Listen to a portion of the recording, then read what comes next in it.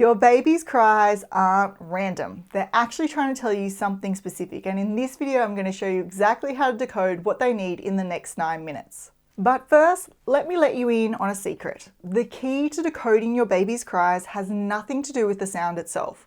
All babies' cries sound pretty much the same. They grizzle, they escalate to crying, and sometimes they might even wail. The real secret lies in understanding two things: context and your baby's developmental stage. Get those right and you'll know exactly what your baby is telling you. Let me show you how this works with the cry that confuses parents the most: hunger cries. Just last week, a friend called me in tears because her 2-week-old seemed constantly hungry. She'd been trapped on the couch for days, feeding him every single hour, and she was absolutely exhausted. But here's what she didn't realize. Newborns typically feed every 2 to 3 hours. So when her baby cried just an hour after a feed, he wasn't hungry at all. He was telling her something completely different, and I'll tell you what that was in just a moment. But first, here's the game changer my friend didn't know, and you might not either. Babies actually tell you they're hungry long before they start crying. These early signals are called hunger cues, and they happen in 3 distinct stages. So first you have early hunger cues, and this is when you'll notice that your baby starts smacking their lips, turning their head from side to side as if they're seeking the breast or the bottle, and opening their mouth wide. And if you miss those early signals, they'll progress to mid-hunger cues, and this is when they'll start stretching and squirming, sucking their hands, and making small grunts or sighs to get your attention. And if you miss those too, that's when they move to late hunger cues, and that's the crying. So if your little one starts to cry and it's been 2 to 3 hours since their last feed if they're a newborn, or 3 to 4 hours if they're over 3 months of age, and you notice those hunger cues building up, then that cry definitely means feed me now and it's time to offer a feed. But if the timing's all wrong, like my friend's baby who was crying just an hour after a feed with no hunger cues in sight, then your baby is actually trying to tell you something completely different. And there are 3 possibilities here. Let me start with what was actually happening with my friend's little one. He wasn't hungry at all. He was absolutely exhausted. What my friend didn't realize is that newborns have incredibly short wake windows, and at just 2 weeks of age, most babies can only stay awake for 45 to 90 minutes before they desperately need some sleep. And just like with hunger, babies show you that they're tired through their body language before they start crying. But here's the tricky part. Early tired cues are subtle. So this is when your baby will start staring blankly into the distance and lose interest in you or the toys that they're playing with. Their eyes will become glazed or unfocused, and their body movements will just start to slow down. Then, if you miss those early signals, they will escalate to mid-tired cues, and at this point they're getting fussy and they're a lot harder to please.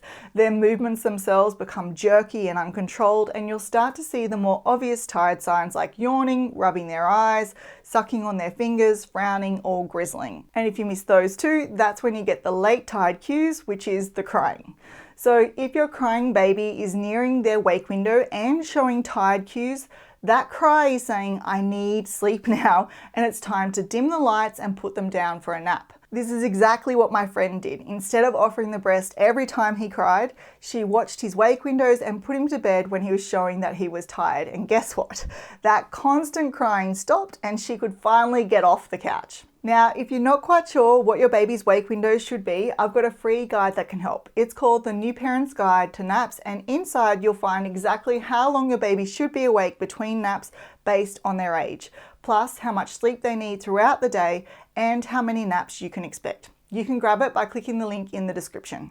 Now, if you've checked the timing and your baby actually hasn't been awake long enough to need sleep and they're not showing hunger cues, then it's time to move on to the second possibility, which is actually the easiest to figure out, and that's discomfort cries. Discomfort cries are your baby's way of saying something doesn't feel right on my body and I need you to fix it. Now, this is different from pain.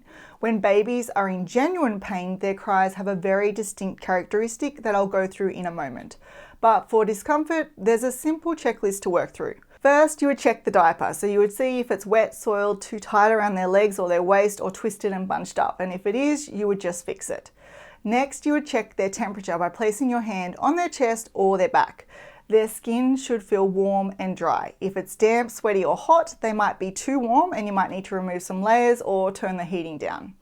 If their skin feels cool, they might be too cold and you might need to add more layers or turn the heating up. Finally, you would check for physical irritants like a hair wrapped around their finger or their toes, scratchy clothing tags, or a bunched up blanket under their back. Now, if you've worked through that entire checklist and they're still crying, then it's time for possibility number 3, and that is boredom. Yes, babies get bored, and when they do, they let you know loud and clear through crying.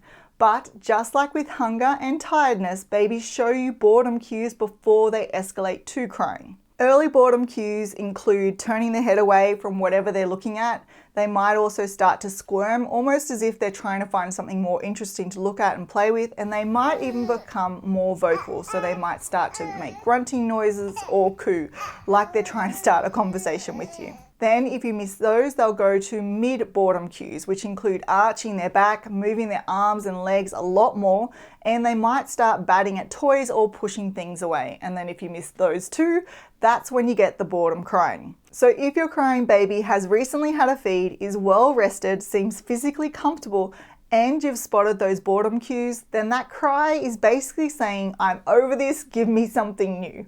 And you'll know that you've nailed it because the second you switch up the activity, whether it's a change of scenery or giving them a new toy, the crying will instantly stop.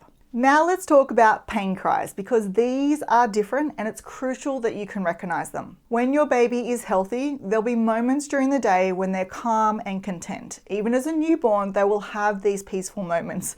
Maybe it will only be 5 minutes after a feed before they fall asleep, but they're there. As they get older, you'll see more of these calm periods where they'll happily stare at toys, smile and chat with you, or quietly take in the world while you hold them.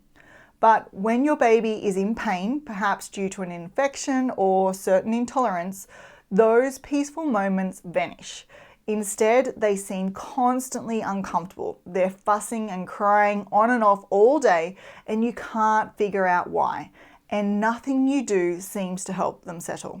You might also notice physical signs of pain. For example, they might keep pulling their knees up to their belly, they might arch their back or go rigid when you try to comfort them, they might suddenly refuse feeds or sleep more or less than usual, or they might just look genuinely distressed. So here's the bottom line.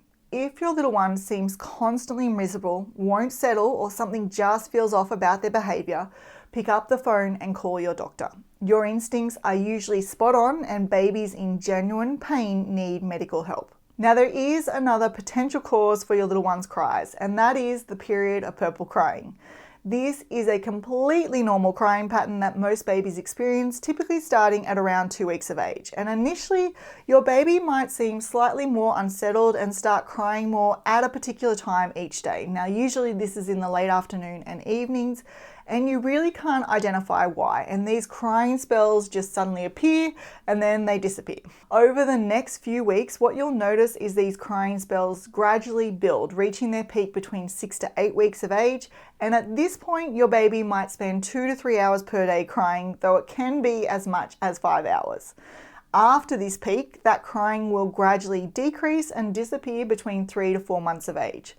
So if you notice that your baby is having crying spells around the same time every day, nothing soothes them, and they're under 4 months of age, and you've ruled out hunger, tiredness, discomfort, and boredom, you're likely experiencing the period of purple crying. Now, even when you understand why your baby is crying, there'll be times where they're just a little more challenging to soothe, especially during the period of purple crying.